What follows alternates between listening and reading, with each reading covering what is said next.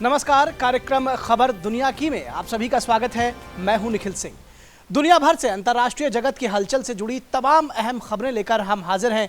अगले आधे घंटे में बात होगी विश्व भर में सुर्खियां बटोर रही राजनीतिक गहमागहमी की, कूटनीतिक दांवपेच की, सामाजिक उथल पुथल की और साथ ही होगी झलकियां फिल्म, संगीत और कला जगत की। लेकिन सबसे पहले शुरुआत बड़ी खबरों के साथ।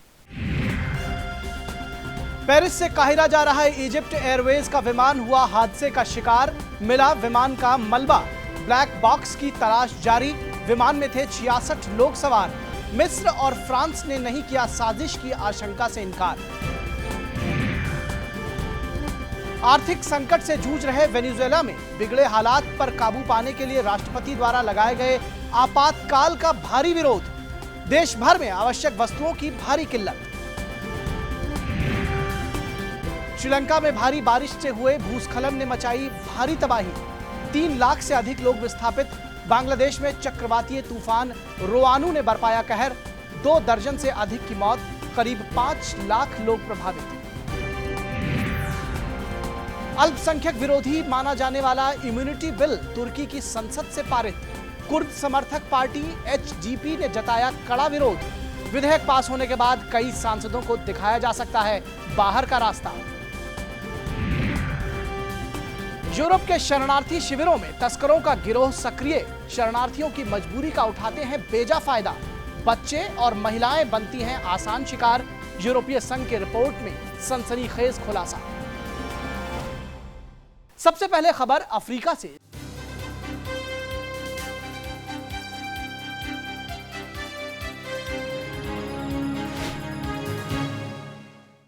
दुनिया भर में विमान हादसे थमने का नाम नहीं ले रहे हैं। ताजा हादसे का शिकार पेरिस से काहिरा जा रहा इजिप्ट एयर का एक विमान हुआ है। विमान में सवार सभी 66 लोगों के मारे जाने की आशंका है। जीवन रक्षा जैकेट, सीट के टुकड़े और कई दूसरी ऐसी चीजें जब समुद्र पर तैरती दिखी तो इजिप्ट एयर के विमान में सवार 66 लोगों में से किसी के भी जिंदा होने की सारी उम्मीदें डूब गईं। गुरुवार को लापता हुए इजिप्ट एयर के विमान का मलबा भूमध्य सागर में तैरता हुआ मिला। विमान MS 804 पेरिस से काहिरा जाते हुए लापता हो गया था। हालांकि अधिकारियों ने गुरुवार को ही पुष्टि कर दी थी कि विमान हादसे का शिकार हो गया है, लेकिन मलबा शुक्रवार को बरामद हुआ। इस विमान में 56 यात्रियों सहित कुल 66 लोग सवार थे। सभी के मारे जाने की आशंका है। विमान के लापता होने के बाद से जांच में जुटे अधिकारियों का कहना है कि रडार से गायब होने के 3 मिनट पहले ही विमान के केबिन के अलग अलग हिस्सों में धुआं निकला था, लेकिन धुआं निकलने की वजह की जानकारी नहीं हो सकी है। अभी तक विमान में सवार रहे लोगों के शव भी नहीं मिले हैं, लेकिन उनकी याद में प्रार्थना सभाएं हो रही हैं। विमान के मलबे की तलाश में मिस्र के अलावा ग्रीस, फ्रांस और ब्रिटेन के दल भी सहयोग कर रहे हैं। तलाशी अभियान ग्रीस के कार्पाथोस द्वीप के आसपास चलाया जा रहा है। ग्रीस के रडार ने दिखाया है कि विमान ने इसी द्वीप के आसपास तेजी से मुड़कर 25,000 फुट का गोता खाया था। उसके बाद विमान समुद्र में डूब गया। मिस्र और फ्रांस ने साजिश की आशंका से इनकार नहीं किया है। नवंबर में पेरिस में आतंकी हमले के बाद से एयरपोर्ट पर काम करने वाले लोगों को मिली सुरक्षा क्लियरेंस हटा ली गई थी, क्योंकि उनके आतंकवादियों से संपर्क होने का संदेह था। इन लोगों में से कुछ अदालत चले गए। इन्हीं के वकील ने मीडिया से बातचीत में कहा कि इस्लामिक आतंकवादी कुछ लोगों को भर्ती करने की कोशिश कर चुके हैं। ऐसे में विमान का दुर्घटनाग्रस्त होना कई सवाल खड़े कर रहे हैं। लगभग 2 साल पहले नाइजीरिया के उत्तर पूर्वी शहर चिबॉक से अगवा की गई लड़कियों में से 2 लड़कियां वापस मिल गई हैं। नाइजीरिया में सक्रिय बोको हराम ने 14 अप्रैल 2014 को 276 लड़कियों को उनके हॉस्टल से अगवा किया था। इनमें से 50 ने किसी तरह निकल भागने में कामयाबी पाई थी। अब इन 2 लड़कियों के वापसी से आशा की किरण जगी है कि बाकी बची लड़कियां भी जीवित हैं। जज्बात छलक आए हैं, वर्षों से रुके आंसू खुद ब खुद बहने लगे हैं। गले मिलकर एक दूसरे को समझाने की कोशिश कर रहे हैं कि वो आ गई है, बाकी भी जरूर आ जाएंगी। इनकी वापसी इस बात की तस्दीक है कि 2 साल पहले नाइजीरिया के चिबाक शहर से अगवा की गई स्कूली लड़कियां अब भी जिंदा हैं। पहले अमीना अली आई और अब सेरह लूका की वापसी हुई है। अमीना अली मंगलवार को संबीसा जंगल में देखी गई। उसके गोद में एक छोटा सा बच्चा और साथ में एक आदमी था जो अमीना के पति होने का दावा कर रहा था। माना जा रहा है कि ये बोको हराम का आतंकवादी हो सकता है। बहरहाल अमीना जब घर पहुंची तो मां ने अपनी बेटी को फौरन पहचान लिया। माँ अमीना अमीना कहकर लिपट गई। लगा कि ख्वाब देख रही है, लेकिन सच्चाई थी कि अमीना उसके सामने खड़ी थी, लेकिन देखने में बीमार लग रही थी, पहले से कमजोर हो चुकी थी। राष्ट्रपति मोहम्मद बुहारी ने अमीना से मुलाकात की और बोको हरम के आतंकवादियों को कड़ा जवाब देने का संकल्प लिया। 2 दिन बाद सेना को और कामयाबी हाथ लगी। एक अभियान में सेना ने 2 साल से अगवा की गई लड़की सेरह लूका को बरामद करने में कामयाबी हासिल की। सेना ने आतंकवादियों द्वारा बंधक बनाई गई 97 महिलाएं और बच्चों को छुड़ाने के अलावा 35 आतंकवादियों को मार गिराया और भारी मात्रा में गोला बारूद भी बरामद किया। नाइजीरिया में सक्रिय बोको हराम ने इन लड़कियों को उत्तर पूर्वी शहर चिबॉक स्थित उनके हॉस्टल से 14 अप्रैल 2014 की रात को अगवा किया था। आतंकवादियों ने 276 लड़कियों को ट्रकों में भरा था, जिनमें से 70 से ज्यादा लड़कियां ट्रकों से छलांग लगाकर भागने में कामयाब रहीं। कुल 219 लड़कियां बोको हराम के कब्जे में थीं। अपहृत लड़कियों की रिहाई के लिए नाइजीरिया के साथ साथ दुनिया भर के कई देशों में व्यापक अभियान चलाए गए और सोशल मीडिया पर ब्रिंग बैक आवर गर्ल्स के नाम के प्रचार में कई देशों के बड़े नेता भी जुड़े। विश्व स्वास्थ्य संगठन ने अफ्रीकी देश अंगोला और कांगो में पीत ज्वर पर चिंता जाहिर करते हुए इसकी निगरानी और बड़े पैमाने पर टीकाकरण की जरूरत बताई है। इस बीमारी से इन देशों में मृत्यु दर काफी बढ़ गई है और ये कीनिया, युगांडा और चीन तक पहुंच चुका है। मच्छरों से पैदा हुई इस बीमारी के एशिया और अफ्रीका के दूसरे देशों में पहुंचने का भी खतरा बना हुआ है। WHO के कार्यकारी निदेशक डॉक्टर ब्रूस एलवर्ड के मुताबिक अंगोला में 4 महीने के दौरान इसके 2400 मामले दर्ज किए गए हैं, जिनमें से 300 की मौत हो चुकी है। अमेरिका और विश्व शक्तियों ने कहा है कि वो लीबिया में संयुक्त राष्ट्र के समर्थन वाली सरकार को हथियार मुहैया कराने के लिए तैयार हैं, ताकि वो आतंकी संगठन इस्लामिक स्टेट से मुकाबला कर सके। अमेरिकी विदेश मंत्री जॉन कैरी ने वियना में हुई एक अहम बैठक में कहा कि हथियारों की आपूर्ति पर संयुक्त राष्ट्र की तरफ से लगाई गई रोक को हटवाने की लीबिया की कोशिशों को समर्थन दिया जाएगा। उन्होंने कहा कि IS लीबिया के लिए नया खतरा है और उसे रोका जाना जरूरी है। इथियोपिया पिछले 50 साल में सबसे भयंकर सूखा झेलने के बाद भीषण बारिश की चपेट में है। कई इलाकों में बाढ़ जैसे हालात पैदा हो गए हैं। बारिश के कारण अब तक 90 लोगों के मारे जाने की खबर है। देश के दक्षिण और पूर्वी इलाके में बाढ़ से करीब 4 लाख लोग प्रभावित हुए हैं। इथियोपिया में सूखे के बाद बारिश कहर बनकर टूटी है, तो वहीं वेनेजुएला के लोगों को अब भी बारिश का इंतजार है।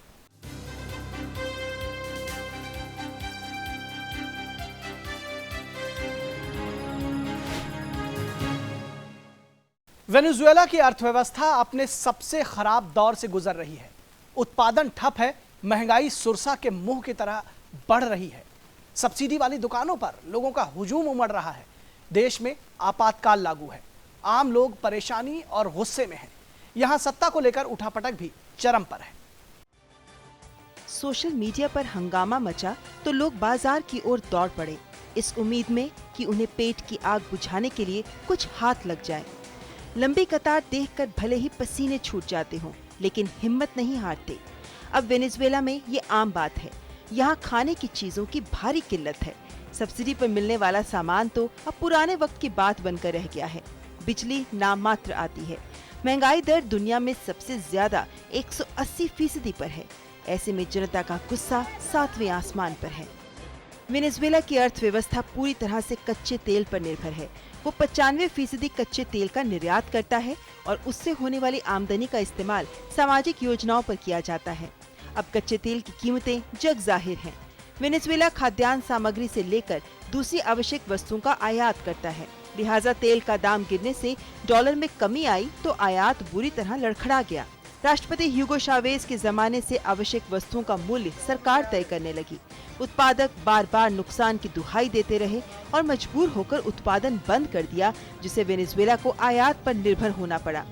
सरकार को लगता है कि ये हालात जानबूझकर पैदा किए गए हैं। सब्सिडी पर मिलने वाली 40% सामग्री की पड़ोसी देश कोलंबिया में तस्करी कर दी जाती है। लिहाजा सरकार ने सीमा को बंद करने का फैसला कर लिया। फिर भी रोजमर्रा की जरूरतों के लिए लगने वाली कतारों में कोई कमी नहीं आई। फिर हालात से निपटने के लिए सरकार ने 60 दिनों तक आपातकाल की घोषणा कर दी, लेकिन विपक्ष ने इसे खारिज कर दिया। पिछले साल विपक्षी गठबंधन राष्ट्रीय असेंबली में सत्ता हासिल करने में कामयाब रहे थे।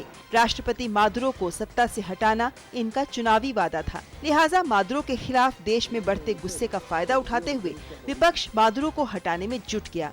पहले उन्होंने संविधान संशोधन कर राष्ट्रपति का कार्यकाल 6 वर्ष से घटाकर 4 साल करने का प्रस्ताव रखा, जिसे सुप्रीम कोर्ट ने खारिज कर दिया। अब लाखों लोगों के दस्तखत वाले पत्र चुनाव आयोग को सौंपे हैं। सरकार इन हस्ताक्षरों को फर्जी बता रही है। विपक्ष मादुरो को हटाने के लिए जनमत संग्रह की मांग कर रहा है।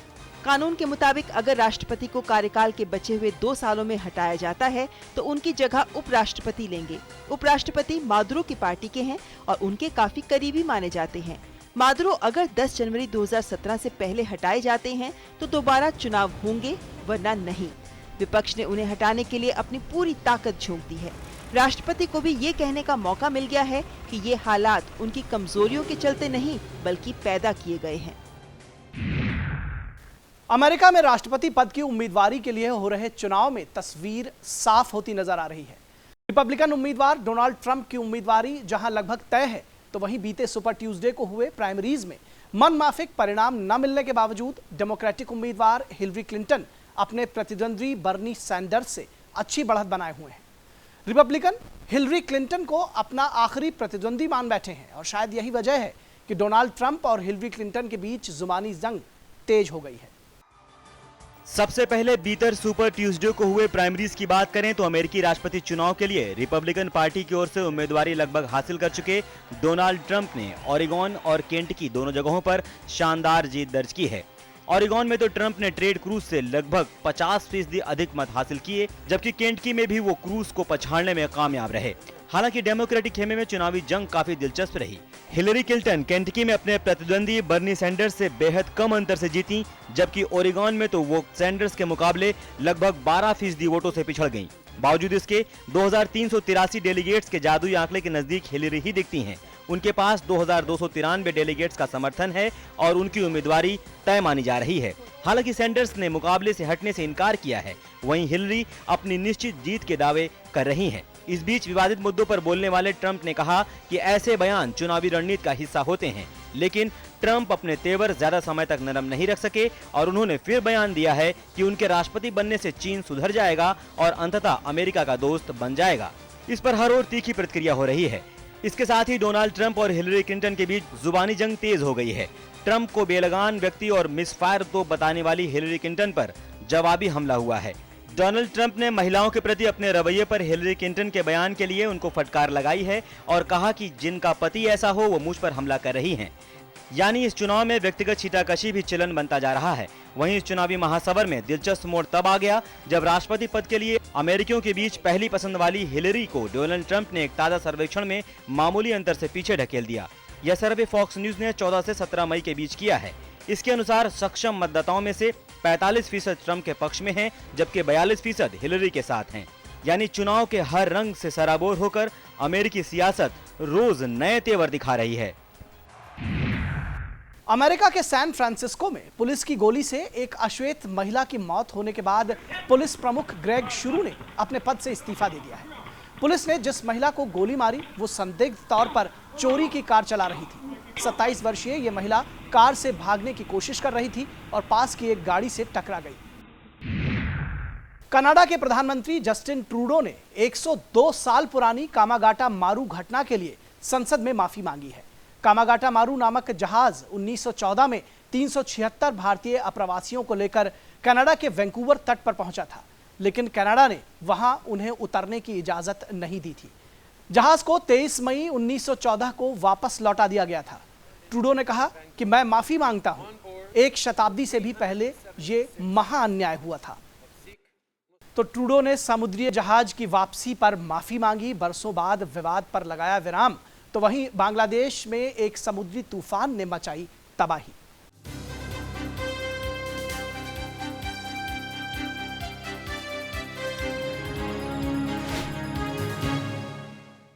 बांग्लादेश में चक्रवात रोआनू से 2 दर्जन से अधिक लोगों की मौत हो गई है, जबकि तूफान की वजह से करीब 5 लाख लोगों को अपना घर-बार छोड़ना पड़ा है। बांग्लादेश के तटीय इलाके में चक्रवात शनिवार दोपहर के करीब पहुंचा। चक्रवातीय तूफान के चलते कई हिस्सों में बाढ़ के हालात बन गए। जमीन धसक गई और घर डूब गए। श्रीलंका में मूसलाधार बारिश की वजह से हुए भूस्खलन में 70 से अधिक लोगों की मौत हो गई। श्रीलंका के मध्य केगाले जिले में मंगलवार और बुधवार के हुए भूस्खलनों में अब तक सर्वाधिक 34 लोगों की मौत हो गई है। बचाव दलों ने आरानाइके से 16 शव बरामद किए, जबकि मलबे में 144 अभी भी दबे हुए हैं। बाढ़ से लाखों लोग बेघर हो गए हैं। करीब 25 लाख लोग राहत शिविरों में पनाह लिए हुए हैं। इजराइल के रक्षा मंत्री मोशे यालोन ने प्रधानमंत्री बेंजामिन नेतन्याहू में विश्वास की कमी का हवाला देते हुए अपने इस्तीफे का ऐलान कर दिया।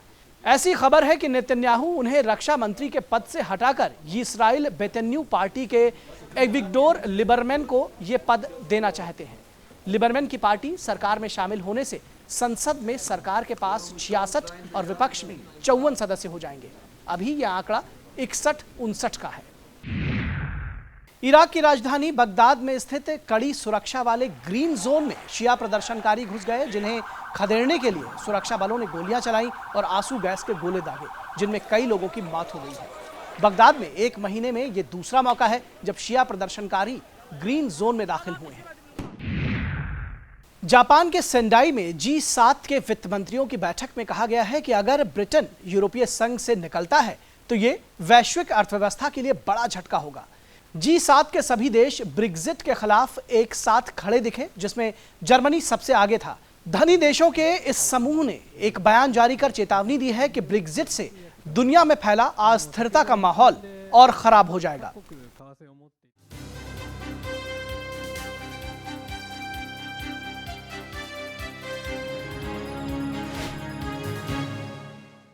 तुर्की में संसद ने विवादित इम्यूनिटी बिल पास कर दिया है। विधेयक पर विवाद इसलिए है क्योंकि इसके लागू होने से सांसदों को मिली हुई सुरक्षा हट जाएगी और उन पर अभियोग लगाए जा सकेंगे। विपक्ष का कहना है कि सरकार इसके जरिए कुर्द समर्थकों पर निशाना साध रही है। संसद में इम्यूनिटी बिल पर बहस शुरू हुई तो नौबत हाथापाई तक पहुंच गई। विपक्ष इसे विशेषाधिकार पर डाका बताता रहा, लेकिन मतदान हुआ तो तस्वीर साफ हो गई। पहले दौर की वोटिंग में 550 सीटों वाली संसद के 155 सदस्यों ने इसका विरोध किया, जबकि 348 सदस्यों ने विधेयक के पक्ष में मतदान किया। विधेयक के पास होने से अब सभी दलों से आने वाले ऐसे 138 सदस्यों पर मुकदमा चल सकेगा, जिनके खिलाफ पहले ही सदन के स्पीकर को शिकायत भेजी जा चुकी है। कुर्द समर्थक पीपुल्स डेमोक्रेटिक पार्टी HDP का कहना है कि इस विवादित कानून के जरिए उसे सदन से बाहर का रास्ता दिखाने की कोशिश है। HDP के कुल 59 में से 50 सांसद इस कानून की चपेट में आ सकते हैं। इन सांसदों पर तुर्की शासन के खिलाफ लड़ रहे कुर्द गुटों से जुड़े होने और उन्हें मौखिक समर्थन देने का आरोप है। मैं इसे न्यायालय संकट नहीं कह सकता क्योंकि इसमें कोई न्याय नहीं है। कोई भी हमारे विधि निर्माता अपनी इच्छा से कोर्ट नहीं जाएंगे। मैं भी नहीं जाऊंगा। ये सामान्य घटना है। अगर संसद से कुर्द समर्थकों को निकालने में कामयाबी मिल जाती है तो इससे राष्ट्रपति रेजेप तैयब अर्दोगान को संविधान में बदलाव कर वहां राष्ट्रपति शासन स्थापित करने में आसानी होगी। इससे पहले 2014 से उनके प्रधानमंत्री रहे। मेरा देश दोषी कानून निर्माता को इस देश के संसद में नहीं देखना चाहता है। इन सब के अलावे उनको भी जिन्हें सांप्रदायिकता आतंकी समुदाय के द्वारा समर्थन प्राप्त है। दाऊदोगलू ने इस मुद्दे पर मनमुटाव के कारण इस्तीफे का ऐलान कर दिया था। अब दाऊदोगलू की जगह अर्दोगान के करीबी माने जाने वाले बिनाली यल्दमीर लेंगे। विधेयक को पास कराने में सरकार को दक्षिणपंथी दल नेशनलिस्ट मूवमेंट पार्टी यानी MHP का समर्थन मिला। MHP कुर्दों की कट्टर विरोधी है। तुर्की संसद में सांसदों की इम्यूनिटी का इतिहास रहा है। सन 1994 में इम्यूनिटी के हटाने के तुरंत बाद HDP के तत्कालीन पूर्वज दल डेमोक्रेटिक पार्टी के 4 सांसदों को जेल में डाल दिया गया था। कुर्द विरोधी बताए जा रहे इस विधेयक के पास होने से अल्पसंख्यक कुर्दों के सशस्त्र गुट कुर्दिस्तान वर्कर्स पार्टी और सरकार के बीच हिंसक मुठभेड़ों में इजाफा हो सकता है। दुनिया का एक बड़ा हिस्सा शरणार्थियों की समस्या से जूझ रहा है, लेकिन तमाम मुसीबतों से दो चार होते अपना घर बार छोड़कर दर दर भटकने को मजबूर इन शरणार्थियों की जिंदगी में उजाले की कोई किरण नहीं दिखाई देती। तमाम देशों ने इन्हें लेकर चिंता जताई है, लेकिन इंसानों का सौदा करने वालों के लिए ये शरणार्थी सबसे आसान शिकार है। बेबस, लाचार मजबूरों का काफिला युद्धग्रस्त इलाकों से निकलकर शरण की तलाश में जलथल की मुसीबतें झेलते हुए दुनिया के कई हिस्सों में पहुंच रहा है। तुर्की के रास्ते यूरोप पहुंचना ज्यादा आसान है, लिहाजा शरणार्थियों का बड़ा झोंका इसी ओर रुख कर दिया। एक तरफ लुटे पिटे लोगों पर मुसीबतों का पहाड़ टूट रहा था, तो दूसरी तरफ कुछ लोग इसी मुसीबत का नाजायज फायदा उठाकर इंसानी तस्करी का बाजार गर्म कर रहे हैं। इन तस्करों का सबसे ज्यादा शिकार बच्चे और महिलाएं हुई, जिन्हें बधुआ मजदूरी या सेक्स रैकेट के दलदल में जबरन धकेल दिया जाता है। ये चौंका देने वाला खुलासा यूरोपीय संघ की एक रिपोर्ट में किया गया है। रिपोर्ट के मुताबिक 2015 में 96,000 बच्चों ने अकेले शरण लिया। ये संख्या यूरोप में शरण लेने वाले बच्चों की संख्या का 5वां हिस्सा है। इनमें से करीब 10,000 बच्चे एजेंसियों के रडार से गायब हो गए हैं। जर्मनी में इस साल 4700 बच्चों के गायब होने की खबर है, तो वहीं स्वीडन में हर हफ्ते 10 बच्चे लापता हो रहे हैं। हालांकि रिपोर्ट में यह नहीं बताया गया है कि इनमें से कितने बच्चे अपराधी समूहों के हत्थे चढ़ गए हैं, लेकिन ये जरूर जानकारी दी गई है कि शरणार्थी समस्या पैदा होने के बाद से इन तस्करों का धंधा काफी बढ़ गया है। बच्चे इंसानी तस्करों का सबसे आसान शिकार होते हैं। तस्कर 6 से 10 साल के बच्चों को 4,000 से 8,000 यूरो में बेचने में कामयाब हो जाते हैं। 2013-14 में प्रशासन ने तस्करी के लिए 15,846 मामले दर्ज किए, जिनमें से 2,375 बच्चे शामिल हैं। हाल के दिनों में इन आंकड़ों में काफी उछाल देखा गया है। रिपोर्ट में लीबिया से इटली पहुंचने वाली नाइजीरियाई महिलाओं और लड़कियों की संख्या में तेजी से हो रही बढ़ोतरी पर चिंता जाहिर की गई है। रिपोर्ट में कहा गया है कि शरण दिलाने का झूठा भरोसा दिलाकर इन लड़कियों को देह व्यापार में धकेल दिया जाता है। ईयू ने मामले की गंभीरता पर जोर देते हुए कहा है कि इंसानों की तस्करी और व्यापार की रोकथाम के लिए ठोस कदम उठाए जाने चाहिए।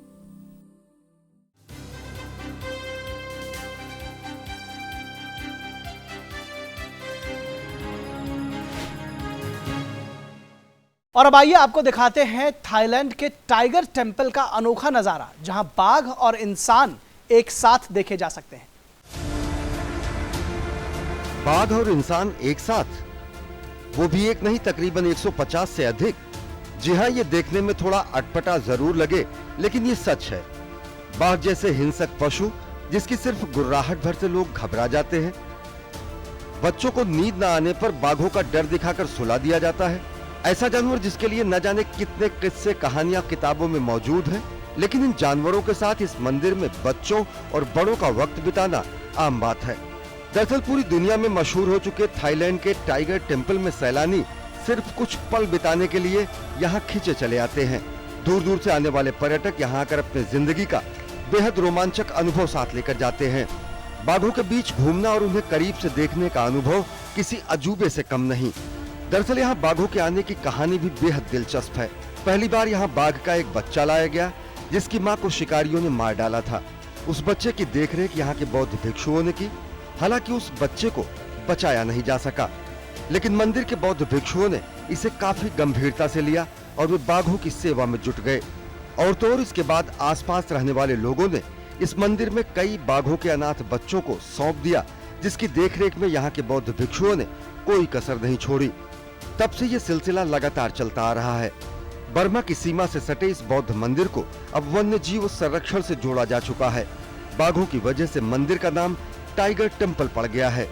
हालांकि ये माना जाता था कि बाघ किसी पर हमला नहीं करेंगे, लेकिन ये मिथक तब टूटा जब एक बाघ ने पिछले साल एक बौद्ध भिक्षु पर हमला कर दिया।